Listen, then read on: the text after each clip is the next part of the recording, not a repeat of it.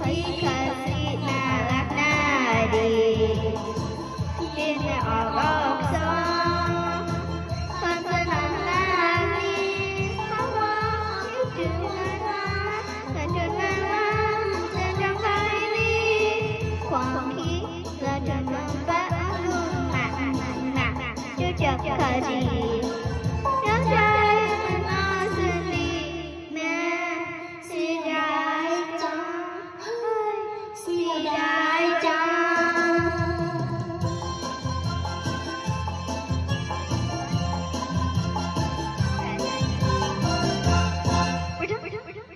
ขอบใจที่ขอบใจ ขอบใจ